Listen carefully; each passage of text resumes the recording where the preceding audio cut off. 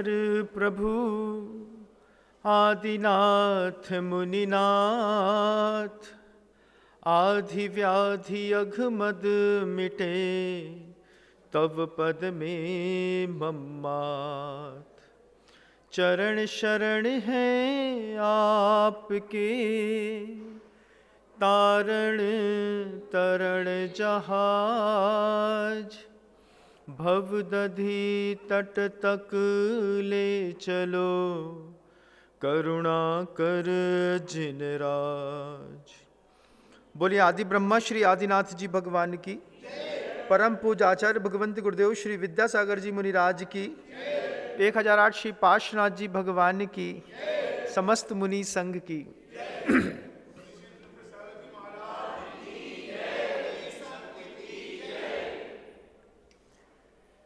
जीवन जीने के लिए और सुव्यवस्थित जीवन जीने के लिए जो भी हमारी प्राचीनतम धारणाएं हैं, उन धारणाओं में आचार्य कहते हैं थोड़ा संशोधन करने की जरूरत है। हम सोचते हैं बहुत सारा पैसा होगा तो हमारा जीवन बहुत अच्छा चलेगा, बहुत सारी सुविधाएं होंगी तो हम खुश रहेंगे। लेकिन अपनी तो चर्चा चल रही है कि सुख अलग चीज होती है और सुविधा अलग चीज होती है। लेकिन हमारी धारणा है कि हमारे घर के अंदर जितना पैसा होगा, जितनी हमारे घर के अंदर अकूत संपदा होगी, उतना ज्यादा हम स्वस्थ रहेंगे। और आचार्य कहते हैं, आचार्यों के शब्दों में भी गौर करिएगा, आचार्य कहते हैं कि 10 प्रकार के जो प्राण हैं, वो 10 के 10 प्राण जितने स्वस्थ रहेंगे आप उतना ज्यादा सुखी रहेंगे। दिगंबर जैनाचार्यों ने एक जीते जागते चलते फिरते इंसान के अंदर 10 प्रकार के प्राण माने हैं। 5 इंद्रियां होती हैं, स्पर्शन, रसना, घ्राण, चक्षु और कर्ण। 3 बल होते हैं, मनोबल, वचन बल और काया का बल। फिर श्वासोच्छ्वास होती है जो आप सांस छोड़ते और छोड़ रहते हैं, और एक आयु होती है। ये 10 प्राणों की स्वस्थता धन पर निर्भर नहीं करती, इस बात को ध्यान रखिएगा। आप कितना भी पैसा कमाते हो, कितनी भी प्लाटिंग काट लीजिए, कितनी भी इंडस्ट्री डाल लीजिए, कितने भी कपड़े की दुकान में सुबह 7 बजे से लेकर के रात को 1:30 बजे तक कपड़ा काट लीजिए, किराना की दुकान में होलसेल में खूब बेच लीजिए, गुड़ शक्कर की खूब सारी रैक उतारवा लीजिए, नमक का धंधा कर लीजिए, तेल की बड़ी बड़ी गाड़ियों टैंकर का व्यवसाय कर लीजिए, पेट्रोल पंप खोल लीजिए। लेकिन ध्यान रखिएगा एक एक शब्द पर कि पैसे से जीवन की उच्चता और व्यवस्थाएं आवश्यक तो है, लेकिन बनती नहीं है, अनिवार्य नहीं है। पैसा आवश्यक है मानता हूं, लेकिन साधु को देखिएगा, उनके लिए तो पैसा आवश्यक और अनिवार्य नहीं है, उसके बिना भी उनकी जिंदगी बहुत अच्छे से चलती है। तो वो आपकी आवश्यकता तो है, लेकिन दुनिया में कई लोग ऐसे हैं जिनको पैसे को छूने तक की इच्छा नहीं होती। जितना भी साधु आते हैं, साधु समाज आती है, उसमें पैसे का कोई उपयोग तक नहीं है। तुम कहे महाराज 100 का नोट मिल गया, हम कहे कागज का टुकड़ा कोई काम का नहीं है। तुम कहे इसके बिना हम जी नहीं पाते, हम कहे जे हमारे घर में दिख जाए सो हम जी ना पाए। दिक्कत तो है, विचारधाराओं का खेल है। हम सोचते हैं और जो हमारी विचारधारा है वैसी ही हमारी गति है। सुबह से लेकर शाम तक महिलाओं को लगता है कि कितना सोना आ जाए, कितना चांदी आ जाए। घर के अंदर इफरात पड़ा रहने के बावजूद एक नया बिछिया दिखाई देता है और फिर एक खरीदने की इच्छा हो जाती है, एक जोड़ी और दिला दो, फिर उसके बाद नहीं बोले। होता है कि नहीं? ह्यूमन साइकोलॉजी है ना, होता है ना, मन के अंदर इच्छा पैदा होती है। क्या? हिरण सुवर्ण धन धान्य दासी दास कुप भांड प्रमाणातिक्रमा। ये जो 10 प्रकार के परिग्रह हैं, इन परिग्रहों के बीच में जितना हम परिग्रह संचय करते चले जाते हैं, उतना हमको लगता है कि हम बहुत खुश रहेंगे, अब हम बहुत अच्छे से रहेंगे। लेकिन आचार्य कहते हैं कि 10 प्रकार के प्राण जो है, ये 10 प्रकार के प्राणों में जितनी भी निर्मलता उज्ज्वलता रहेगी, तुम्हारा जीवन उतना उज्ज्वल और निर्मल रहेगा। अक्रोध वैराग्य जितेंद्रियत्वम क्षमा दया शांति सर्व प्रियत्रम सूत्र है ज्ञानी नराणाम 10 लक्षणानि। एक ज्ञानी जन के, एक परिवार के समृद्ध व्यक्ति में, एक समृद्ध परिवार के जीवन शैली के जो सूत्र होते हैं, उसमें आचार्य कहते हैं कि आपने 5 इंद्रियों की भोग और उपभोग की सामग्रियां तो इकट्ठी कर ली हैं, लेकिन संसार न पैसे से चलता है न भोग उपभोग की सामग्री से चलता है। गुरुदेव कहते हैं कि संसार को चलाने के लिए मनोबल भी चाहिए। आचार्य कहते हैं अपने जीवन को चलाने के लिए मनोबल चाहिए, और वो मनोबल भी 3 प्रकार का होता है। उत्तम मनोबल होता है, मध्यम मनोबल होता है और अल्प मनोबल होता है। मेरी बात को बहुत गौर से सुनिएगा, आपके जीवन को एक बाहर निकलने का और रास्ता दिखाई देगा। उत्तम मनोबल वाले जो लोग होते हैं, जीवन में जब प्रतिकूलताएं आती हैं, मुंह से एक शब्द नहीं कहते। एक शब्द कभी उनके मुंह से ये नहीं निकलता कि मेरी जिंदगी में कभी उठापटक चल रही है। यशोधर मुनिराज को देखिए, चाहे सुकुमार मुनिराज को, सुकौशल स्वामी को देखिए या सेठ सुदर्शन को, राम को देखिए, कृष्ण को देखिए, भगवान महावीर को देखिए, कभी इन्होंने ये शब्द नहीं बोले अपने मुख से कि हमारे जीवन में कुछ अव्यवस्थित चल रहा है। इतनी क्षमता जबरदस्त है, वो जबरदस्त क्षमता के बीच में बोलते हैं कि जो है सब ठीक है। उत्तम मनोबल। मध्यम मनोबल वाले जो लोग होते हैं, अपनी कैटेगरी भी छांट लीजिएगा। मध्यम मनोबल वाले लोग होते हैं, वे अच्छे काम भी करते हैं, अच्छा जीवन शैली भी जीते हैं, दान भी देते हैं, लेकिन कई बार सुनते सुनते सुनते सुनते भर जाते हैं। जब भर जाते हैं तो फिर एक दिन उनके मुख से वो भरी हुई चीजें बाहर निकलती हैं, चाहे वो क्रोध के रूप में निकलती हो या आंसू के रूप में। लेकिन उनका मध्यम मनोबल है, खूब सहते हैं वो भी, ऐसा नहीं कि नहीं सहते, सहते हैं। सहने के बावजूद उनके मन से, मुख से वो बात निकल जाती है। बात निकलती है, ठीक है, लेकिन सबसे अच्छी बात है कि फ्रस्ट्रेट होने के बाद कोई समझाता है तो वो समझ भी जाते हैं, और समझने के बाद फिर उनके जीवन में संतुलन बन जाता है, फिर अपना जीवन जीने लगते हैं। फिर उनको वो बोध होता है कि इससे अच्छा तो मैं नहीं बोलता तो ही अच्छा था। अपने आप को व्यवस्थित रखने के लिए पुरुषार्थ करते रहते फिर कभी जीवन से कुछ जब गले तक भर गई कोई बात तो निकल गई। फिर निकलने के बाद उनके मन के अंदर से ये बात आती है, उनसे कुछ कहूं मगर ये ख्याल होता है, उनसे कुछ कहूं मगर ये ख्याल होता है, शिकायतों का नतीजा मलाल होता है। जितनी शिकायत करते हैं उतना ही हाथ में मलाल हाथ में आता है। ये मध्यम मनोबल वाले लोग ऐसा सोचते हैं, जल्दी वाइंड अप करते हैं हर चीज से, फिर खड़े हो जाते हैं, चलो ठीक है जो हुआ तो हुआ, मुझे आगे बढ़ना है। एक अल्प मनोबल वाले लोग भी होते हैं। अल्प मनोबल वाले जो लोग होते हैं वो न किसी के उठाने से उठते हैं, खुद भी गिरते चले जाते हैं। उनके जीवन में 4 नंबर भी कम आ जाएं तो सीधे एक ही चीज दिखाई देती है, सुसाइड करना है। हम सुसाइड कर लेंगे, सुसाइड कर लेंगे नहीं, कई लोगों ने कर ली। आईआईटी के इंजीनियर्स को देख लिया, चार्टर्ड अकाउंटेंट्स को देख लिया, एमबीए करने वाले लोगों को देख लिया, सीए सीएफए करने वाले लोगों को देख लिया, 12वीं पास करने वाले लोगों को देख लिया, 10वीं में फेल होने वाले लोगों को देख लिया। 10वीं क्लास का कोई बच्चा है, वो अपनी 10वीं क्लास में फेल हो गया, उसने सुसाइड कर ली, किसी नदी में कूद गया, फांसी लगा ली, सल्फास खा ली। माता पिता को अपने बच्चे के मनोबल की जानकारी होना चाहिए, क्योंकि जीवन को सुव्यवस्थित संगठित रूप से अगर चलाना है, संपादन करना है, आचार्य कहते हैं पैसे से ज्यादा जरूरी होता है मनोबल।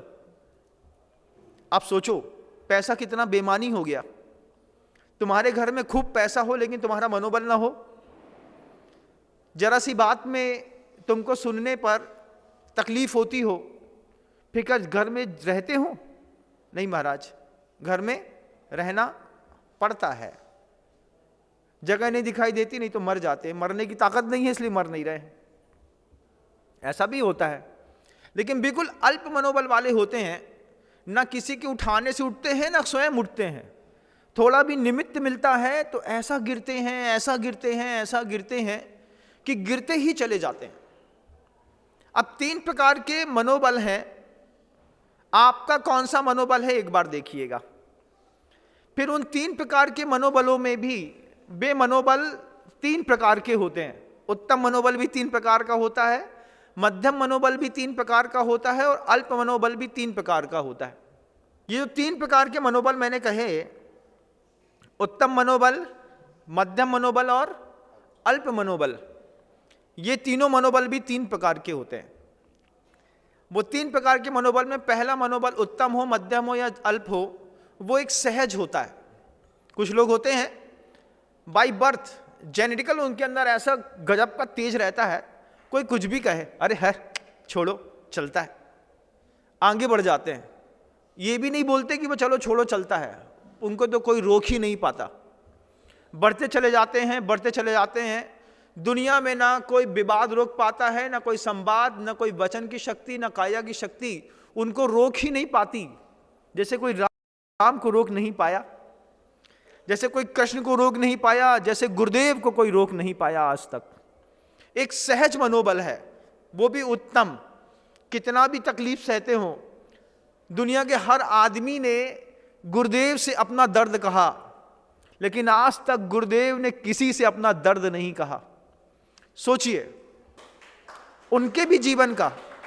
जो उत्तम मनोबल वाले लोग होते हैं उसमें भगवान राम को देखिएगा, महावीर को देखिएगा, बुद्ध को देखिएगा, कृष्ण को देखिएगा, गुरुदेव को देखिएगा।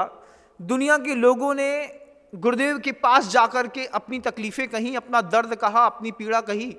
सबकी दर्द पीड़ा वो व्यक्ति सुनते हैं, मुस्कुराते हैं, आशीर्वाद देते हैं। कभी उन्होंने अपने मन की पीड़ा किसी और से नहीं कही। मेरे मन के अंदर क्या है, मेरे मन के अंदर क्या चल रहा है, मुझे क्या चाहिए, मेरे कैसा होना चाहिए, आज तक गुरुदेव ने किसी से कुछ नहीं कहा। जिसको जो समझ में आया वो समझता रहा, समझते समझते अपने हिसाब से बहुत कुछ करता रहा। लेकिन कोई शख्सियत ऐसी भी है कि जिसने इतना उत्तम मनोबल है, सहज है, वो भी ऐसा भी नहीं है कि किसी और विधि से उनके जीवन में आया है, सहज है। वो सहज मनोबल में उनने आज तक अपना दर्द किसी से नहीं कहा।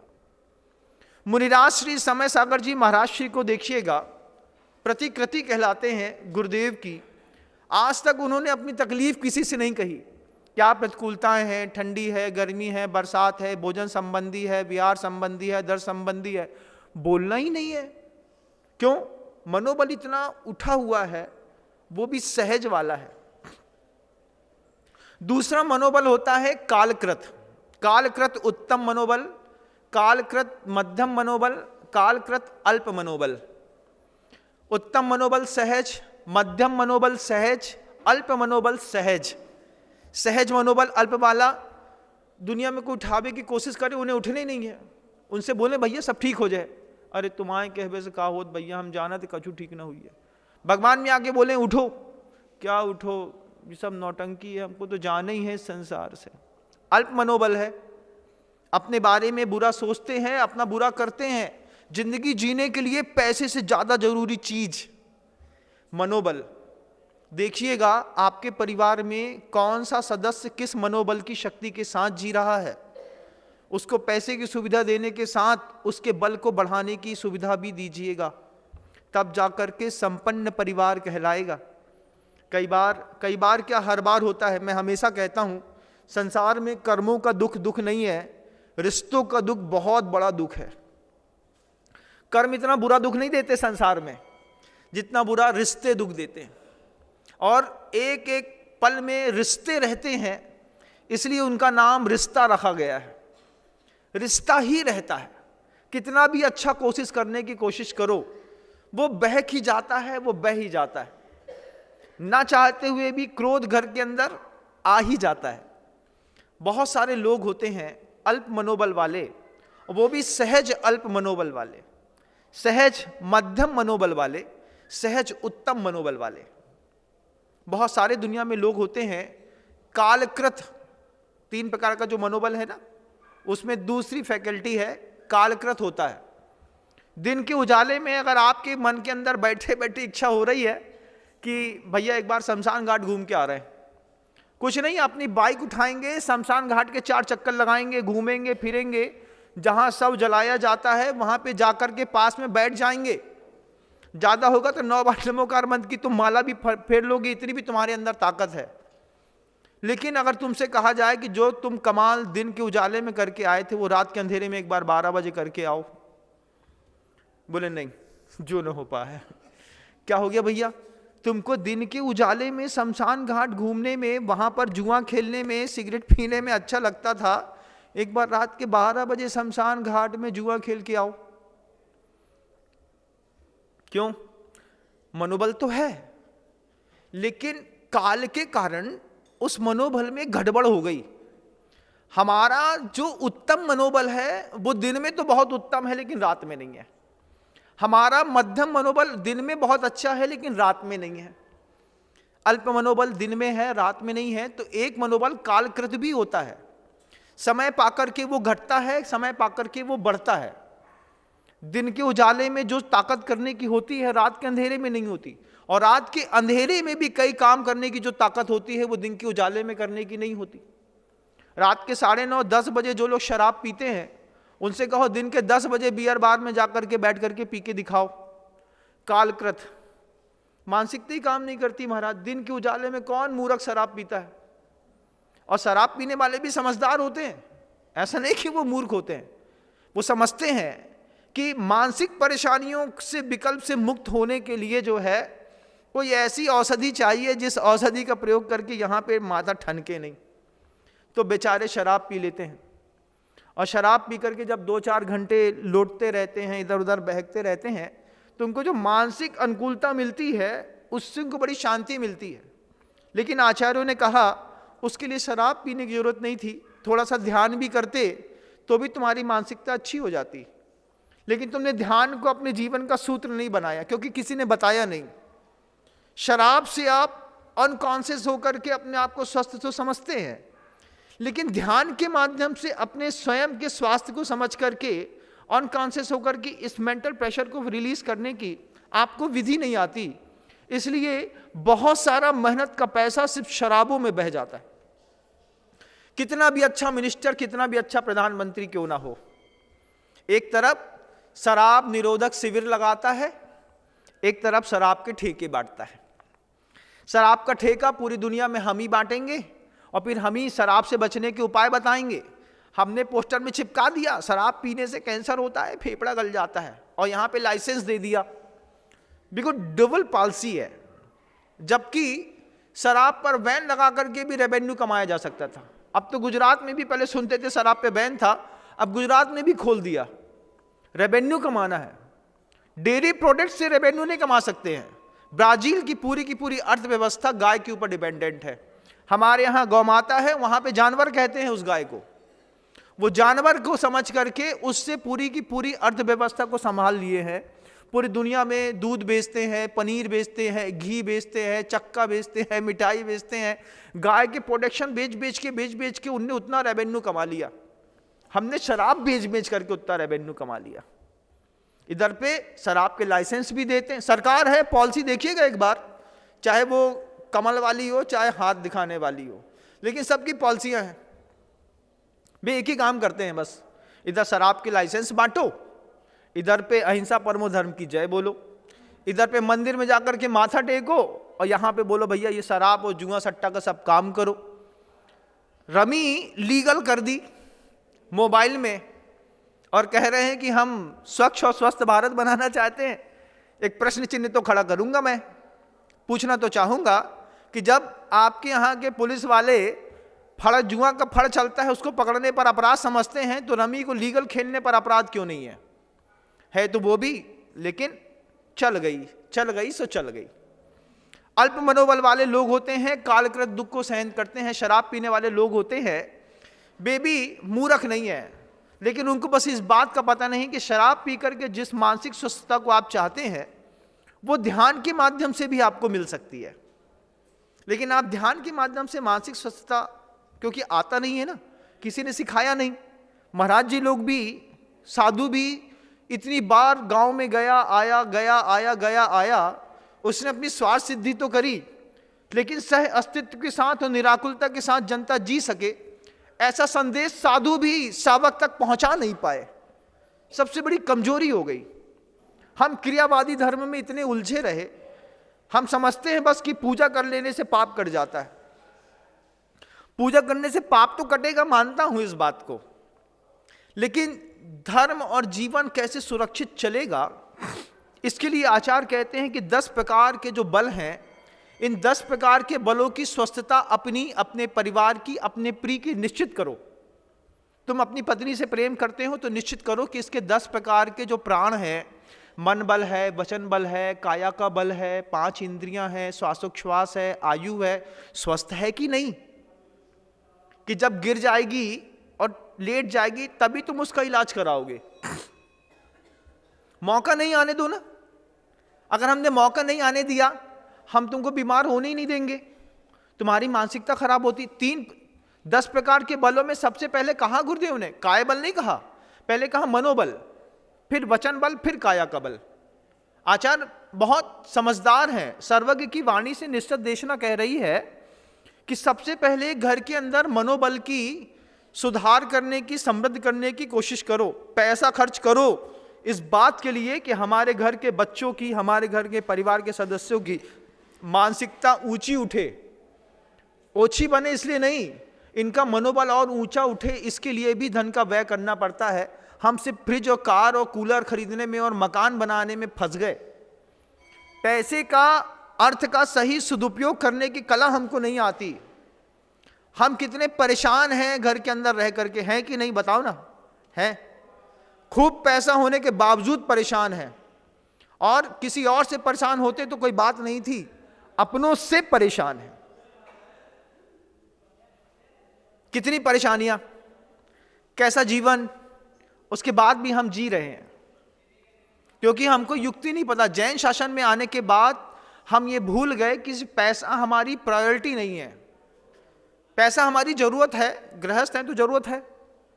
कितनी जरूरत है? बस इतनी जरूरत है जितना गाड़ी में पेट्रोल की टंकी में पेट्रोल भरना तो ठीक है, अब बैठने की सीट में भी पेट्रोल बांध लिया, सामने की डिक्की में भी पेट्रोल रख लिया, पीछे चक्के के ऊपर भी पेट्रोल की 4 टंकियां बांध ली, फिर सामने वाले फुट रेस्ट में जहां आपका ब्रेक लगता है वहां भी पेट्रोल भर लिया। तो पूरे में पेट्रोल भर लोगे तो सुख कैसे भोगोगे गाड़ी का? पूरा जीवन अगर धन धन धन धन में निकल गया और लास्ट में निर्धन आता है, लास्ट में निधन आता है। धन धन धन धन धन कमाता रहा, अंत में रिजल्ट आया निधन, धन से रहित होकर के निकल दिया। आचार्य कहते हैं घर के अंदर स्वस्थ संपन्न जीवन जीना है तो जितना पैसा कमाने में उपयोग है, इतना सोचो कि हमारे परिवार के सदस्यों का मनोबल उत्तम है, मध्यम है कि अल्प है। अल्प है तो पैसा खर्चा करो, उसके अल्प मनोबल को मध्यम तक लाओ। जिसके लिए पैसा खर्चा किया जाता है, टीवी, फ्रिज, कूलर, एसी, पंखा, गाड़ी, मोटर, बंगला, प्लॉट बनाने के बाद पैसा किसमें खर्चा करना कि हमारा मनोबल सुरक्षित रहे, हमारे बच्चे का मनोबल अच्छा रहे। 4 अंक कम आने पर हमारा बच्चा अगर फांसी लगा करके मर गया, जवाबदारी किसकी है? गुरु की, आपके परिवार की। परिवार के लोग अपने बच्चे का मनोबल ऊपर नहीं उठा पाए, उसको बता नहीं पाए कि बेटा फेल पास तो चलता रहता है, होता रहता है, कोई बड़ी बात नहीं है, जिंदगी अच्छे से जीना है। हम हमेशा कहते हैं लड़कों की बैलेंस शीट देखी जाती है, मार्कशीट नहीं देखी जाती। उसके पीछे का सिर्फ एक ही कारण रहता है कि कहीं बच्चे फ्रस्ट्रेट होकर के, माता पिता ने कंपटीशन में झोंक दिया, बच्चे फ्रस्ट्रेट होकर के अगर मर जाए, सुसाइड कर लें, तो माता पिता की पूरी साधना बर्बाद हो जाती है। एक माँ अपना बड़ा सा पेट लेकर के पूरी दुनिया में घूमती है, जब बच्चे की अर्थी उठती है तो पत्नी सिर्फ 13 दिन रोती है, लेकिन माँ जिंदगी भर रोती है, क्योंकि माँ को दर्द पता है। कैसे सोच करके, कितनी प्रार्थना करके एक संतान गर्भ में आई, 9 महीने कैसा पाला, प्रसव की कैसी पीड़ा थी, क्या छोटे छोटे दर्द थे, ठंडी में ठंडे पानी से हाथ डालना, फिर धोना, फिर पोंछना, फिर धोना, फिर पोंछना, कभी पेट गल गया, कभी छाती गल गई पानी से। किसी भी इंसान के मरने का दर्द परिवार के किसी सदस्य को नहीं होता जितना मां को होता है। 4 दिना तिरिया रोए, 13 दिना तेरा भाई, जन्म जन्म तेरी माता रोए, करके आस पर आई। हमें कोई अधिकार नहीं है किसी व्यक्ति की हिंसा करने का। हमें कोई अधिकार नहीं है कि अपने शब्दों से, अपनी काया के, अपने वचन के बल से किसी के मनोबल को तोड़ने का। अगर हमारे शब्द किसी का मनोबल तोड़ते हैं तो सोचो कल को अगर वो उसने कुछ कर लिया तो जवाबदार कौन है? शब्द जवाबदार होते हैं। कातिल कई बार दिखाई नहीं देता लेकिन होता जरूर है। फांसी लगाने वाले का भी उसका कातिल दिखाई नहीं देता लेकिन कोई ना कोई कातिल जरूर होता है। दिखाई भले न दे लेकिन शामिल जरूर होता है। हर खुदकुशी करने वाले का एक कातिल जरूर होता है। कहीं ऐसा तो नहीं कि आपके शब्द किसी के लिए कत्ल का निमित्त बन रहे हो? घर के अंदर, परिवार के अंदर, समाज के अंदर, देश के अंदर देखिएगा। आज का ये पूरा का पूरा महीना 2024 भगवान श्री राम को समर्पित है, उनके आदर्शों को समर्पित है, उनकी सहन शक्ति को समर्पित है। 2024 की जनवरी राम के पूरे जीवन को समर्पित है, जिसने जीवन भर दर्द सहा लेकिन एक शब्द कहा नहीं। कितना उत्तम मनोबल है प्रभु श्री राम का। भगवान महावीर से बहुत पहले हुए हैं राम, और बहुत पहले सिद्धालय में जाकर के विराजमान भी हो गए। 63 सलाखा पुरुषों में भी उनकी गिनती आती है। ऐसा कौन सा धर्म है जो ये बोले कि हम धार्मिक भी हैं और राम को नहीं मानते? ये कंट्रोवर्सी दुनिया में कहीं है ही नहीं। किसी भी व्यक्ति ने अपनी धार्मिकता सिद्ध करी है तो राम का सहारा लिया है, तब जाकर के उसको उसके जीवन में धर्म दिखाई दिया।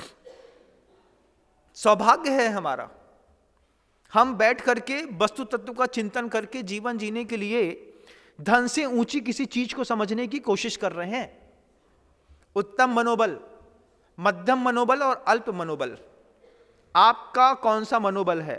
उसमें भी एक सहज, एक कालकृत, दिन के उजाले में तो जाकर के शमशान में बैठ पाए, रात के अंधेरे में घर के सदस्य की ही मान लो मृत्यु हो गई हो और पिता कहे बच्चे से, जाओ बे दादी की थोड़ी हड्डियां अस्थियां देख आइयो, सब व्यवस्थित है कि नहीं है, कोई लकड़ियां तो निकाल के नहीं लेको चिता से, देखाओ, एक बार जाके देख के दिखाना अकेले में। खुद की दादी मरी, ठंडी के दिनों में शाम को 5:30 बजे मान लो किसी की अर्थी जली हो और 7:30 बजे कोई घर को सदस्य बोले कि जाओ एक बार देखाओ सब ठीक है कि नहीं। कहा देखा है मुते पे सब ठीक है कि नहीं? अपन कछु बचे तब तो देख के आए कि सब ठीक है कि नहीं। क्यों? क्योंकि मनोबल नहीं है। काल बदलता है तो मन की शक्ति बदल जाती है। कुछ शक्तियां दिन में प्रादुर्भूत होती हैं, कुछ रात में। अब आचार्य कहते हैं कि तीसरा होता है मनोबल, अल्प, मध्यम या उत्तम, वो युक्तिकृत होता है। युक्ति कैसी? कि बहुत सारे सैनिकों को बार बार दिमाग में भर दिया, वतन के लिए, वतन के लिए, वतन के लिए। जैसे आतंकवादियों ने भर दिया अपने धर्म के लिए कुर्बान हो जाओ। अब कुर्बानी कुर्बानी कुर्बानी, पता नहीं किसको प्यारी है कुर्बानी। आदमी गाता रहता है, पूरे शरीर में बम लगाते हैं। युक्तिपूर्वक मनोबल को ऊपर उठा दिया। मरने में धर्म समझता है इंसान, जबकि विनम्र सागर हमेशा कहता है कि भगवान के लिए, धर्म के लिए मरने की बात मत करो, भगवान और धर्म के साथ जीने की बात करो। कि तुम महावीर के साथ कितना जी सकते हो ये करके दिखाओ ना। तुम दिखाओ कि तुम गुरु नानक के साथ, तुम इस्लाम के साथ कितना जी सकते हो। जीने का तरीका बताओ, अपने ऊपर गर्व महसूस करो कि मैं महावीर के सिद्धांत के साथ जिंदगी जी गया। ये चिल्लाना बंद करो, कहना हम अपनी वतन के लिए, हम अपने धर्म के लिए जान दे देंगे। जान देने वाले कायर होते हैं, जीने वाले महावीर होते हैं। और एक आज नहीं तो कल, कल नहीं तो परसों, देखते देखते हम सबको महावीर बनना है। आज इस मार्ग पर मैं हूं, आज इस मार्ग पर मेरे साथ के साधर्मी मुनिराज हैं, कल इस मार्ग में आप भी आएंगे। ना चाहते हुए भी प्रकृति आपको, आपका पुण्य आपको घुमा करके उस रास्ते पे खड़ा कर देगा कि आप खुद बोलेंगे कि मुझे आर्यिका बनना है, मुझे मुनि बनना है, मुझे साधना करनी। वो स्थितियां आज नहीं बनी हैं तो कल बनेंगी। युक्तिकृत भी मनोबल ऊपर उठाया जाता है, उत्तम भी, मध्यम भी और जघन्य भी, अल्प भी उठाया जाता है तो गिराया भी जाता है। उत्तम मनोबल वाले भले कुछ नहीं बोलते हो, लेकिन बार बार कहते कहते राम का मनोबल तोड़ दिया ना, धोबी ने तोड़ दिया ना। लोगों ने कह दिया ना सीता उनके यहां रह के आई है, सुनते रहे, जानते थे कि पवित्र है मेरी सीता, किसी के ऊपर उसने कभी नजर उठा के भी नहीं देखा होगा। लेकिन इन महापुरुषों का भी मनोबल कई बार युक्ति पूर्वक लोगों ने गिराया, और गिरा करके सीता को वनवास जाने के लिए ऐसा आदेश देने की प्रेरणा दी। आप अपने घरों में देखिए आप कौन से मनोबल को लेकर के चल रहे हैं। आपके पास कालकृत मध्यम मनोबल है, आपके पास कालकृत अल्प मनोबल है, आपके पास कालकृत उत्तम मनोबल है, युक्तिकृत है कि सहज है। घर के अंदर बैठ करके जिंदगी भर जीरा धनिया बेचते बेचते जिंदगी निकल गई, नीचे की कीट छत तक पहुंच गई पैर के माध्यम से, बोले पूरे घर में चिपचिप है, इतनो धंधा चलत है। लेकिन धंधा तो चलता है, लेकिन इंसान घर के अंदर जिंदा है कि नहीं, मैं पूछना चाहता हूं। फिर आचार्य बड़ी अच्छी बात कहते हैं, अगर आपको लगे कि आपके घर के अंदर कोई व्यक्ति अल्प मनोबल वाला है, आपके घर के अंदर कोई ऐसा व्यक्ति है जो कालकृत अल्प मनोबल को लिए हुए है, युक्ति पूर्वक अल्प मनोबल को लिए हुए है, तुमने बोला नहीं कि वो डिप्रेशन पे ठुस निकल गई हवा, तो भैया उसकी हवा भरनी है। नहीं तो तुम्हारे देखते देखते वो जो छोटा सा व्यक्ति हो, चाहे बूढ़ा व्यक्ति हो, कई बार बूढ़ा व्यक्ति भी होता है, ध्यान रखिएगा, कई बार घर के बड़े अल्प मनोबल वाले होते हैं, भले वो बड़े हो जाते हैं लेकिन अल्प मनोबल वाले होते हैं। जरा सी बात में आंसू आ जाते हैं, जरा सी बात में लगता है भैया तुम संभाल लो, हमें नहीं चाहिए, तुम्हारी जिंदगी जी लो। इन लोगों को भी उत्साहवर्धन की आवश्यकता होती है। अगर आपने ऐसा नहीं किया तो हिंसा का दोष लगता है। फिर आचार्य कहते हैं, उस बात को गौर करिए कि जब वो जो बात मैंने कही कि अक्रोध वैराग जितेंद्रियत्वम, अब ये जो मनोबल है, इसमें इस मनोबल को जो आपका बिल्कुल अल्प है, गिर गया है, गिरा दिया गया है, या स्वभाव से है या समय के कारण है, मध्यम है, अल्प है या उत्तम है, प्लस में है या माइनस में है, इसको व्यवस्थित कैसे किया जाता है। आचार संहिता तो बता दी, आचार संहिता बता दी, हिंसा नहीं करो, झूठ नहीं करो, झूठ नहीं बोलो, चोरी नहीं करो, कुशील नहीं करो, ब्रह्मचर्य का पालन करो, अपरिग्रहवाद का सिद्धांत करो। ये तो धार्मिक सिद्धांत हैं, आपको बता दिए, बताना सहज बात थी, कॉपी में लिखा था, मैंने बोल दिया।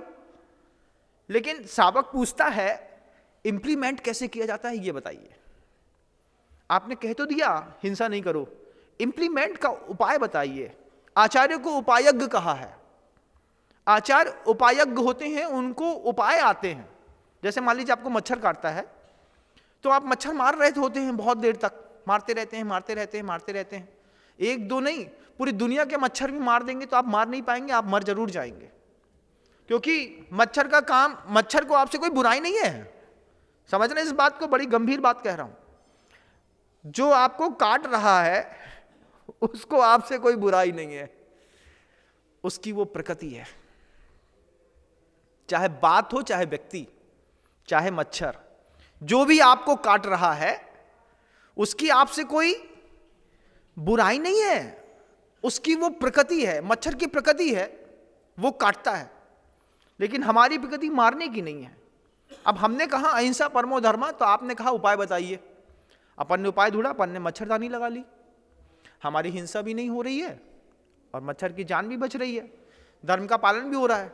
तो उपाय चाहिए इस बात के लिए कि महाराज अगर हमारा मनोबल गिरा हुआ है, अगर हमारे परिवार के लोग हमको डीमोटिवेट करते हैं, अगर हमको हमारे परिवार के कारण कालक्रद भी हमारा मनोबल गिर गया है, पहले हम बहुत अच्छे थे महाराज, लेकिन जब से घर का पैसा लॉस हुआ, पत्नी मरी, ये हुआ वो हुआ, 2 4 5 सब्स्टिट्यूट या फिर कोई ऑप्शन बता देते हैं आप। कोरोना आया, कोरोना आने के बाद इतना अच्छा बहाना आ गया जिंदगी में, महाराज कोरोना के बाद तो घर ही बर्बाद हो गया। अब जरा सी बात भैया बोली ले लो, कोरोना के बाद, उके पहले तो बहुत अच्छे तो महाराज, उके बाद कब हो, घर ही बर्बाद हो गया, अब कछु नहीं है घर के अंदर। ऐसे प्यार से बोलते हैं, ऐसा लगता है आशीर्वाद दे दें, तथास्तु। एक बार मेरे मुख से तथास्तु निकल गया ना तो ध्यान रखियो, फिर बाद में बोले महाराज पहले तो लेकिन जो दिन से आपसे कही कि घर के अंदर कुछ, सब घर ही बर्बाद होगा, उस दिन से और बर्बादी होने लगी। साधु से कभी झूठ नहीं बोलना। क्यों नहीं बोलना? उसकी वर्गणाएं काम करती हैं। आप अरबपति हैं, आपने कह दिया हमारे पास कुछ नहीं है, और साधु ने भावना भाई कि कम से कम इसको 100 रुपए रोज मिलना चाहिए, तो अभी तक तो तुमको करोड़ों मिल रहे थे, लेकिन अब साधु ने भावना भाई तुम्हारे लाने कि को कम से कम 100 रुपया तो रोज मिलने चाहिए, तो करोड़ों को धंधा मरत मरत मरत मरत मरत मरत 100 में आकर के रुक जाए। बोले महाराज कहो, हमने तुम्हारे लिए भावना भाई थी, तुमको 100 रुपये रोज मिलेगा, उसे ज्यादा। बोले तुम बोल रहे थे हमारे पास कछु नहीं है, तो हमने कही कम से कम 100 तो मिलने चाहिए। इसलिए साधु से कभी झूठ नहीं बोलना। उससे बोलना महाराज धन तो है लेकिन मन नहीं है, साफ साफ बोल देना बहुत अच्छा रहता है। महाराज धन है, मन नहीं है महाराज। अगर मन आप बना दो तो बात अलग है, युक्तिपूर्वक कालकृत अगर आपका मनोबल उठा दिया, आपको पता चलेगा कि हमको किसी ने आसमान कर दिया। जीवन के सूत्र हैं उत्तम मनोबल, मध्यम मनोबल, अल्प मनोबल। एक मनोबल है, सहारा है, जिसके सहारा आप जीते हैं। धन के सहारे आपको लगता है कि हम जी रहे थे, तो आप जिंदगी का एक फलसफा बदलने की कोशिश करिएगा। कैसे मेंटालिटी उद्बोधन सुनने के बाद चेंज होती है ना, लगता है कि अभी तक पैसे से जी रहे थे, लेकिन हकीकत तो है कि अगर घर के अंदर मनोबल नहीं है तो आप जिंदा रह नहीं सकते। आचार्य ने कहा है कि व्यक्ति कोई भी है 10 प्राण से जीता है, 5 इंद्रियों से, 3 बल से, श्वासोच्छ्वास से और आयु से। उन सब के बीच में बिल्कुल सेंट्रल में बैठा है मनोबल। 5 इंद्रियों के बाद छठवां है मनोबल, इसके नीचे फिर 4 हैं। अगर ये खिसका तो इधर का भी गिरता है और इधर का भी गिरता है आदमी।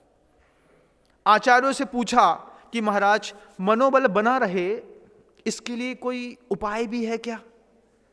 आपके बारे में सुना था कि आपको लोग उपायज्ञ कहते हैं, आपके पास बहुत सारे उपाय आते हैं, उपाय बताओ ना महाराज। मेरा मन बहुत गिरा हुआ है, कई बार सोचता हूं कि मर जाऊं, मार दूं, ऐसा कर दूं, वैसा कर दूं, आप उपाय बताओ। आचार्य कितने मतलब समझदार थे, आचार्य कितने दयाशील थे, दयावान थे।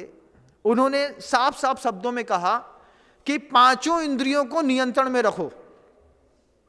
अगर मनोबल को ऊपर उठाना है अपना और अपने परिवार का, तो 5 इंद्रियों को स्वस्थ भोजन दो। शब्द पे गौर करिएगा, 5 इंद्रियों को स्वस्थ भोजन, किसी का मनोबल नहीं गिरेगा, न तुम्हारा न तुम्हारे परिवार का। स्पर्शन इंद्री को स्वस्थ भोजन, स्पर्शन इंद्री का भी भोजन होता है महाराज। हम तो सोचते थे मुंह से खाते हैं। स्पर्शन इंद्री का भोजन अगर नहीं जरूरत होती तो ये बनियान के ऊपर इनर, इनर के ऊपर शर्ट, शर्ट के ऊपर स्वेटर, स्वेटर के ऊपर जैकेट, जैकेट के ऊपर टोपा, टोपे के बाद ग्लव्स, फिर सॉक्स, फिर जीन्स, फिर लेगी, ये सब पहनने की जरूरत नहीं पड़ती। कितना लबादा ओढ़ के आए, फिर समझ में आया, फिर ठंडी में देखा कि दिगंबर साधु चुपचाप बैठा है, स्वस्थ भोजी है। शरीर को प्रकृति के साथ ऐसा ढाल दिया है कि ठंडी में भी 2-4 बूंद पसीना उसके शरीर से गिर जाता है। इंद्री का स्पर्शन, इंद्री का स्वस्थ, 5 इंद्रियों को स्वस्थ भोजन। आपको अपना मनोबल ऊपर उठाना है तो मजाल है कोई बोले कि महाराज ठंडी बहुत है, कमरे से बाहर मत निकलो। काम है तो ठंडी नहीं, आगे भी बरसे और ठंडी भी बरसे। अभी तो तुम्हारे यहाँ का 14-15 टेम्परेचर चल रहा है, एक भी हो जाएगा तुम अपने घर के अंदर बैठे रहना, बिनम सागर तुम्हारा पंचगणक करके जाएंगे। क्यों? क्योंकि स्वस्थ भोजी हैं। शरीर में स्पर्शन इंद्रियां स्वस्थ भोजन करती हैं हमारा। फिर रसना इंद्री भी स्वस्थ भोजी। अगर अपना मनोबल ऊपर उठाना है तो तुमको लगता है कि शाम का भोजन नहीं करेंगे तो भूखे मर जाएंगे, साधु को देखो, गर्मी में पहली अंजलि पानी में अंतराय आता है उसको, उसके बाद वो मई की गर्मी चुपचाप निकालता है, मुस्कुराते हुए, उद्बोधन देते हुए, क्लास पढ़ते हुए, सोते हुए, सामायिक करते हुए। स्पर्शन इंद्री का स्वस्थ भोजन की ताकत आपको क्या पता? ये बाजार का सड़ेगा बुद्धू का समोसा खाने वाले लोग क्या जानेंगे स्वस्थ भोजन क्या होता है? हमें तो बुद्धू का समोसा अच्छा लगता है महाराज, इतने से छूटे नहीं कि सीधे वहीं पे जाके बैठे, 4 दे दिया और जिसको खाने नहीं मिला उसने महिलाओं ने घर के अंदर पैक करा के घर के अंदर खा लिया। लेकिन आचार्य कह रहे हैं 5 इंद्रियों को स्वस्थ भोजन देना सीखिए। स्पर्शन इंद्री को, शरीर को स्वस्थ भोजन। नहाते नहीं कई लोग ठंडी के दिनों में, जबकि प्रयास तो रोज का होना चाहिए। नदी का, कुएं का पानी आपके बॉडी टेम्परेचर से 60 डिग्री ऊंचा होता है। जब कभी भी आप नदी के पानी में नहाएंगे आपको कभी नहीं लगेगा कि ठंडे पानी में नहा रहे हैं, ठंडी में, गर्म रहता है वो। कुएं के पानी की भी यही खासियत रहती है, 7 डिग्री आपके टेम्परेचर से ऊपर रहता है, आप एकदम से निकाल के नहाएंगे आपको गर्म लगेगा, भाप छोड़ता हुआ मिलेगा। लेकिन स्वस्थ भोजी नहीं है हमारी स्पर्शन इंद्री, स्वस्थ भोजी नहीं है हमारी रसना इंद्री। हमको जहां जब जो मिलता है चुपचाप खा लेते हैं। 24 घंटे मुंह में गुटखा फंसाया व्यक्ति, अगर आप ये सोचते हैं कि ऊंचा मनोबल वाला है तो ध्यान रखिएगा सबसे अल्प मनोबल वाले लोग होते हैं, अपने अहंकार को जब वो पाल नहीं पाते हैं तो गुटखा मुंह में दबाते हैं। और गुटखा दबाते हुए एक साइकोलॉजिकल इफेक्ट है, आप पान खाते हैं, आप गुटखा खाते हैं, आप कोई च्युइंगम को च्युइंग करते हैं, उसके पीछे का साइकोलॉजिकल इफेक्ट है कि आप अपने अहंकार से खुद परेशान हो गए।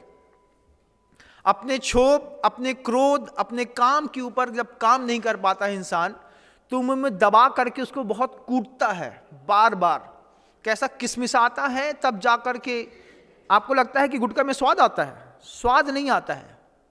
गुटखा एक साइकोलॉजिकल इफेक्ट है जो दिमाग से बोलता है कि मनोबल से गिरा हुआ इंसान गुटखा खाता है, पान खाता है। ऊंचे हुए इंसानों को बार बार मुंह में डालने की कोई जरूरत ही नहीं पड़ती, एक बार दिया सो ठीक, और नहीं दिया तो भी चलेगा, हम खुद ही छोड़ देते हैं। तुम क्या छुड़वाओगे, हम खुद ही छोड़ देते हैं। हमारा खुद ही त्याग है, रस परित्याग है, उपवास है, एकासन है, कम भोजन करना है, हमारी लाइफस्टाइल में शामिल है। क्यों? आचार्य ने कहा था कि अपने मन बल को ऊपर उठाना है बेटा, जिससे जिंदा रहते हैं ना, वो ऊंची, बहुत ऊंची चीज है, उस ऊंची चीज के साथ जियो। 5 इंद्रियों को स्वस्थ भोजन दो, स्पर्शन इंद्री को स्वस्थ भोजन दो, रसना इंद्री को स्वस्थ और गर्म भोजन दो, बस जितना है उतना ले लो, पर्याप्त है। लेकिन सुबह चाय भी चाहिए, कॉफी भी चाहिए, फिर नाश्ते भी चाहिए, फिर बासा भी खाना है, फिर गैये के हिस्से का भी हम ही खा जाते हैं कई बार। अब कौन फेंके, इतनो घी लगो तो सड़ गओ, अरे 2 कौर तो है, गैये के हिस्से का होता है कि नहीं, बोलो ना। हाँ महाराज करते तो हैं, लेकिन आप माइक में क्यों बोल देते हैं? हम तो माइक में सिर्फ इसलिए बोल देते हैं कि तुम समझ सको। बासी रोटी थी, सुबह सुबह गैया को देनी थी, लेकिन इतनी चतुरे निकले तुम लोग कि तुम लोगों ने गैया की रोटी को मिक्सी में पीसा, उसको तल दिया और तली रोटी बना करके खुद मसक गए। बोलो हाँ। हाँ देखो कितने प्यारे हो, हाँ बोलते तो हो कम से कम तुम लोग। ये स्वस्थ भोजन नहीं है। स्वस्थ भोजी है जिनके घर के अंदर विज्ञान चलता हो, शाम होते होते तक पूरा बना दिया है, सुबह का ये अलग कर देते हैं। माँ बहनें बहुत समझदार होती हैं, कढ़ैया बर्तन ये सब किनारे निकाल देते हैं और बोल देते हैं नौकर से, सुबह सुबह गाय आती है ना, उस गाय को दे देना है। और गाय पालनी चाहिए, चाहे पुकार से पालनी चाहिए। गांव में फिरती हुई गाय है ना, उसको अपने घर के अंदर का एक टाइम शेड्यूल टाइट करो। कोई भी गाय है उसको 5 बजे बुला करके थोड़ा सा दे दो, 5, 7, 8 दिन दोगे, 9वें दिन खुद ही तुम्हारे घर का खराब भोजन करने के लिए वो खुद उपस्थित हो जाएगी। उसका जीवन भी पलेगा, तुम अशुद्ध भोजन से भी बचोगे, तुम्हारी रसना इंद्री को स्वस्थ भोजन मिलेगा तो तुम्हारा मनोबल भी स्वस्थ रहेगा। स्पर्शन रसना के बाद घ्राण, सूंघने वाला अच्छा डियो चाहिए, उस डियो में अपनी ही बदबू समझ में नहीं आती।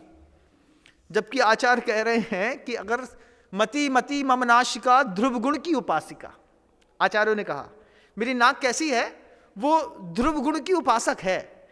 बुरा अगर मेरी नाक में सूंघने में आता है, बैड स्मेल और फ्रेग्रेंस जिसको आप कहते हैं, अगर मान लीजिए बैड स्मेल सूंघने में आई है तो हमको पता है कि ये बैड स्मेल है। अब हम लोग को ना उल्टी आनी चाहिए, ना छींक आनी चाहिए, ना खांसी आनी चाहिए, ना दुगना चाहिए। और फ्रेग्रेंस आ गई तो और खींच लो, छाती फट जाए, इधर से छेद हो के हवा निकल जाए, तो क्या कर रहे हैं, अरे क्या खुशबू आ रही है। लेकिन आचार्य कहते हैं समभाव बना के रखो अगर अपना मनोबल ऊंचा रखना है तो। आप लोगों को कई बार अपशिष्ट पदार्थों की घिन आती है, साधु वर्गों को निर्विचिकित्सा का गुण होता है, उनको बुरा नहीं लगता। हाँ ठीक है, उसका स्वभाव है तो वो हो रहा है। घ्राण के बाद चक्षु, इसका भी शुद्ध भोजन मिलेगा तो मनोबल ऊंचा उठेगा। दुनिया में बहुत सारी ऐसी जानकारियां हैं जो जीवन में नहीं मिले तो जीवन बहुत अच्छा चलता है, बहुत अच्छा। समझ रहे हैं मेरी बात? आप तो रील्स में लगे होते होंगे सुबह से लेकर शाम तक देखने में, लेकिन आगम कहता है कि बहुत सारी जानकारियां जीवन की पता ना चले तो जीवन बहुत सुखमय होता है, और पता चलने के बाद जीवन में अंधकार आ जाता है। दो लोग बात कर रहे हैं, आपको दिमाग में कुलबुल मच गई। कुलबुल कह रही है कि पक्का मेरे बारे में कह रहे हैं। अब धीरे से हम जैसे एक आदमी खिसका अपन दूसरे से प्रिय के पास जाके बोले काहे का बोल रहा हो तो, कौन के बारे में का बोल कर रहा हो तो, जो तो बताओ कैसे बोल रहा हो तो, टोन का थी। अच्छा बताओ, इतनी सारी जानकारी मिलने के बाद क्या तुम्हारे दिमाग में शांति आएगी कि क्रांति आएगी? बताओ ना, मेरी बात का जवाब दो। क्रांति आएगी। हम कई चीजों में अज्ञानी रहे ना तो हमारा जीवन बहुत अच्छा है, बहुत अच्छा। लेकिन हमको हमारे जीवन में अज्ञानता पसंद नहीं है। पता है शत्रु है, पता है हमारे मित्र से बात कर रहा है, लेकिन ह्यूमन साइकोलॉजी है, एक मनोविज्ञान है, हम जाकर के पूछते हैं उससे क्या बोल रहे हो तो, जो बताओ। अच्छा तुम, अच्छा बताओ, हम तुम्हें गुड़ को लड्डू खिलाएं, तुम बताओ क्या बोल रहे हो। घर के अंदर बच्चों से पूछते हैं ऐसा, बताओ ना बेटा पापा क्या बोल रहे थे, हमारे बारे में कछु कह रहे थे? कछु नहीं मम्मी, तुम्हारे बारे में नहीं कह रहे थे। कौन के बारे में कह रहे थे? बड़े कक्का के बारे में कह रहे थे। क्या कह रहे थे? हम नहीं बता रहे, हम तुम्हें 5 रुपया दें, तुम बताओ। अब वो जानकारियां, जिन जानकारी के अभाव में जीवन शांति से चल रहा था, लेकिन पता होने के बाद क्रांति आएगी, मानसिकता अस्वस्थ होगी, अशांति आएगी। लेकिन हमने चला करके उन जानकारियों को प्राप्त करने के लिए पुरुषार्थ करते हैं कि नहीं करते हैं? करते हैं ना, करते हैं। छिद्रान्वेषी बुद्धि होती है ऐसी लोगों की। क्या चल रहा है एक बार पता तो करो भाई, ऐसा बोलते हैं। फिर शाम को बैठने वाले सागर की तरफ में जाएंगे ना, तुम्हारा नया सब चलता है, गुरु कहा है, गुरु क्या चल रहा है, वो ऐसा पूछते हैं। अब अगर उन्हीं गुरु ने तुम्हारे बारे में कछु बता दी तब भाई मुंह उतर जाने आए, क्योंकि अल्प मनोबल है, कालकृत और युक्तिपूर्वक उठाया भी जाता है और गिराया भी जाता है। आचार्यों ने कहा आंखों को स्वस्थ भोजन दो, जो देखना जरूरी है, जितना देखना जरूरी है, जितनी देर देखना जरूरी है, उसके बाद हर चीज पर वैन लगा दीजिए।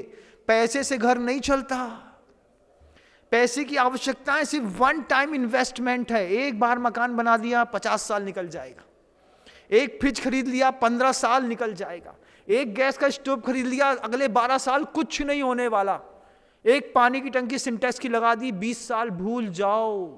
One time investment. अब पैसा क्यों कमा रहे? सुख से, सुविधा के लिए ना, सुविधा तो इकट्ठी कर ली। अब कहते हैं इस धन से अपना, अपने परिवार का सात्विक 5 इंद्रियों के भोजन की व्यवस्था करूंगा, स्पर्शन इंद्रिय के भोजन की व्यवस्था करूंगा, थोड़ा सा दुखाभ्यासी बनाऊंगा अपने बच्चों को भी। सुबह से लेकर शाम तक एसी में रहने वाले बच्चों के हार्ट काम करना बंद कर देते हैं। हर जगह एसी एसी एसी है, जिंदगी बर्बाद हो जाती है। आचार्यों ने कहा अपने आप को ऊपर उठाओ, गिव अप सेल्फ। कैसे गिव अप करना है? सेल्फ गिव अप क्या है? मुझे नहीं देखना मतलब नहीं देखना, मुझे नहीं सुननी वो बात मतलब नहीं सुननी, मुझे नहीं जानना तुम मेरे बारे में क्या बोल रहे थे, क्योंकि आचार्य महाराज कह रहे हैं। हमने बात पता करी और हमारे जीवन की शांति क्रांति में बदली। तो अपने जीवन की शांति को क्रांतिबाई बनानी नहीं है, हमको अपनी शांति में रहना। तुमको जो मेरे बारे में सोच रहा है सोचते रहो, अपने को क्या फर्क पड़ रहा है? तुम सोच रहे हो, तुम्हारी सोच तुम्हारे तक सीमित है, बहुत अच्छी बात है। लेकिन हमने अगर कान खोल के पता करने की कोशिश करी और पता चल गया, बदलाव नहीं ला पाए, तो फालतू में मनोबल टूटता है। इस मनोबल को ऊपर उठाइए, अपनों का भी और अपना भी, दूसरे के लिए उठाने में सहारा बनिए। बेटा हम है ना, चिंता नहीं करो। जैसे गुरुदेव छोटी छोटी गायों का मनोबल उठा रहे हैं, जब तक गुरुदेव हैं हर गौशालाएं सुरक्षित हैं, लेकिन आप संकल्प ले लें कि जब तक हम जीवित हैं हमारी गौशालाएं सुरक्षित रहेंगी। किसी आदमी को जीवन दान देना, 5 इंद्रियों का स्वस्थ भोजन देना, स्पर्शन का, रचना का, ग्रहण का, चक्षु का, कर्ण का भी स्वस्थ भोजन, अच्छी बातें, अच्छे लोग, अच्छे शब्द, गाली गलौज गुप्ता, इससे कुछ नहीं होता। अस्वस्थ भोजन है कान का, एक बार कर लिया, निंदा अहंकार एक बार कर लिया, फिर देखो कितनी परेशानी होती है। मैं हमेशा कहता हूं वो बात कि आंख का देखा मन तक जाए या ना जाए, लेकिन कान का सुना मन तक जरूर जाता है। कान का सुना मन तक जरूर पहुंचता है। अपने कान का भी स्वस्थ भोजन अपने परिवार की, अपने गुरुओं के बीच में भी बनाने की कोशिश करिए कि 5 प्रकार की इंद्रियों का अगर स्वस्थ भोजन गुरुदेव कहते हैं कि अगर मिलता रहेगा तो मेरा मनोबल उत्तम बना रहेगा। जैसे यशोधर मुनिराज का बना था, जैसे रामचंद्र जी का बना था, जैसे कृष्ण का बना था, जैसे भगवान महावीर का बना था। सोचिए 5 इंद्रियों से भोजन करते थे और स्वस्थ करते थे। हमको तो विज्ञान ही नहीं पता था महाराज। कोई बात नहीं, आपको आज तक नहीं पता था, आज तो पता है ना। घर के अंदर जाकर के जितना पैसे के लिए पुरुषार्थ करते हैं, उससे ज्यादा अपने परिवार की सुरक्षा के लिए मनोबल को उठाने का पुरुषार्थ करिएगा। आपको एक कमाल की बात बताते हैं कि अगर घर के अंदर किसी का भी मनोबल गिरा नहीं रहेगा, किसी को भी भय, शोक और चिंता नहीं बनेगी। विघ्नकर्ता बनने तो सरल है, विघ्नहर्ता बनने वाले गणेश कहलाते हैं। अपने परिवार का विघ्नहर्ता बनिए। तुम्हारा मनोबल गिरेगा नहीं तो तुमको छाती में कैंसर भी नहीं होगा, फिर तुमको रूट कैनाल भी नहीं करानी पड़ेगी, फिर तुम्हारी आंखें भी खराब नहीं होंगी, फिर तुम्हारी लंग्स में प्रॉब्लम भी नहीं होंगी। ये जितने घरों में बीमार लोग हैं ये पहले मन से टूटते हैं, बाद में शरीर से टूटते। जवानी हो चाहे बुढ़ापा, घुटना दर्द दे रहा हो चाहे रीढ़ की हड्डियां, पहले दिमाग में दर्द पैदा होता है, फिर बाद में जब रुक नहीं पाता तो शरीर में उसका दर्द दिखाई देता है। अगर हम अपने परिवार की स्वस्थता के लिए इस प्रकार के मनोबल का चिंतन कर गए और बोल दिए, ये बात दिमाग में फीड कर लीजिए, जितना जिंदगी में धनबल की जरूरत है उतनी ही आचार कहते हैं जिंदगी जीने के लिए मनोबल की जरूरत है। हम किसी का मनोबल उठाने का कारण बनेंगे, किसी के मनोबल को गिराने में निमित्त नहीं बनेंगे। लेकिन हमारी प्रकृति है, हम आज तक ऐसा करते चले आए हैं। सुनना सरल लगता है, आचरण करने में थोड़ा सा कठिन होता है, लेकिन उदारता अगर दिमाग में, दिल पे हावी हो, थोड़ी चेहरे पर सात्विक मुस्कुराहट हो, सब कुछ सहज हो जाता है। और नहीं हो, समझ में आ गई हो बात, तो बस बच्चे से बोलना है, बेटा आज हमने महाराज को प्रवचन सुनो, हमारे मन के अंदर पता नहीं कैसो लग रहा हो, एक बार तुम भी सुन लो। और फिर सुन करके उसको बैठ करके सुनाओ और धीरे से दोनों के मनोबल को बदलने के लिए एक नया निमित्त को बीच में रखो और अपने जीवन में आमूलचूल परिवर्तन लाने की कोशिश करो। तब जैन शासन की शान माने जाएंगे आप। फिर सोचिए, वे बहुत सारे लोग जहां तक देशना नहीं पहुंचती, जहां तक भगवान वर्धमान स्वामी नहीं पहुंचते, जहां तक गुरु नहीं पहुंचते, लेकिन हमारे साधर्मी हैं और परेशान रहते हैं, उनका मनोबल उठाना भी तो हमारा काम है ना। नहीं है कि सिर्फ अपने मनोबल की चिंता है, मैं मेरा करते रहोगे तो बकरा बनोगे। ध्यान रखना, बकरा क्या करता है, कैसा बोलता है, मैं दिन भर सुबह से लेकर शाम तक मैं करता है। फिर उस बकरे की खाल उखाड़ी जाती है, धुनकी बनाई जाती है। धुनकी बनाने के बाद रुई धुनने वाली वो धुनकी होती है ना, वो धुनकी में वो जो बीच का धागा रहता है वो धागा नहीं रहता है। बकरे की आंत को लंबा करके, कूट के, पीस के, टाइट करके, सुखा करके उसकी धुनकी बनाते हैं। फिर उस धुनकी को बनाने के बाद जो जिंदगी भर कई पर्यायों में जो हम मैं करते आए, जब वो धुनकी में लग जाता है, धुनकी में लगने के बाद जब रुई धुनकी जाती है तब तुई तुई तुई तुई तुही करता है। तो जब वो बाद में तुही करता है, इससे अच्छा हम पहले से तुही करने लगे तो कम से कम हमको बकरा नहीं बनना पड़ेगा। और एक और अच्छी शब्द कह करके शब्दों को समाप्त करूं कि एक बार मुर्गे से पूछा किसी इंसान ने क्यों रे, लोग तेरे को मार क्यों देते हैं? तो मुर्गा जवाब देता है, नींद से जगाने वाले को लोग मार ही देते हैं साहब। हमारी आदत है नींद से जगाने की। मुर्गे को क्यों मार दिया जाता है, उद्बोधन को क्यों मार दिया जाता है, सुना नहीं जाता? बोले नींद से जगा रहे ना महाराज। हो गया, आधा सुना, इतना ही काफी है। आपका समय हो गया, शब्दों को विराम देता हूं, कल पुनः प्रयास करूंगा। गुरुदेव श्री विद्यासागर जी महाराज की। जा वाणी के ज्ञान से सूझे लोकालोक, सो वाणी मस्तक नमो सदा देत हूं धो। हे जिन वाणी भारती तो हे जपो दिन रैन, जो तेरी शरणा गहे सो पावे सुख।